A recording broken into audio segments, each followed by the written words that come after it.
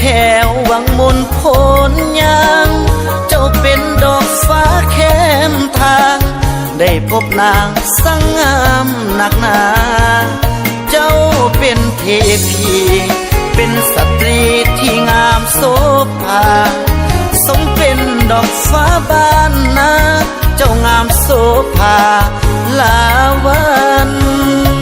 หัวใจอ้ายนั้นอยากฝากสัมพันธ์ไมตรีกับสาววังมนแห่งนี้คนดีอย่าได้เอียงอายอยากมาเป็นเคยอยากซึ้งเสยสองแก้มกันดาอายปรารถนาอยากมาเป็นขวัญชีวิตวังมนแห่งนี้เหมือนมีมนต์หาฝังใจสาวงามเหมือนดวงดอกไม้ได้ไปติดใจติดตาอ้ายบ่าวบ้านไกลอะไรเมื่อยามจากลาขอพรเทพไทยเทวาให้ได้มาเป็นเคยวังมนหัวใจอ้ายหล่นหักสาววังมนเขาแล้วอยากได้น้องไปเฮ็ดแนวสาวแก้วสาวแนวสาวดี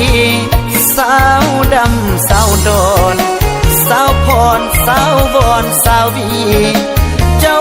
เป็นกุลสตรีสมเป็นเทพีดอกฟ้าวัง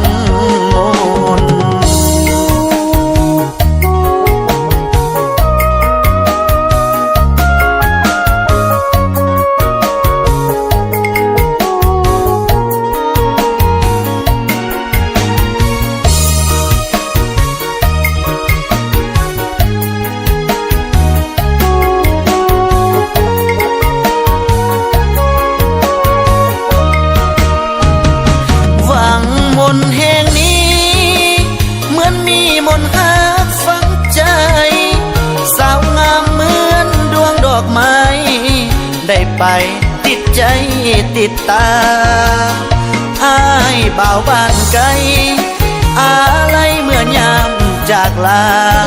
ขอพรเทพไทยเทวาให้ได้มาเป็นเคยวังมนหัวใจอ้ายหล่นหักสาววังมนเขาแล้วอยากได้น้องไปเฮ็ดแนวสาวแก้วสาวแนวสาวดีสาวดำสาวดอนสาวพรสาววอนสาววีเจ้าเป็นกุลสตรีสมเป็นเทพีดอกฟ้าวัง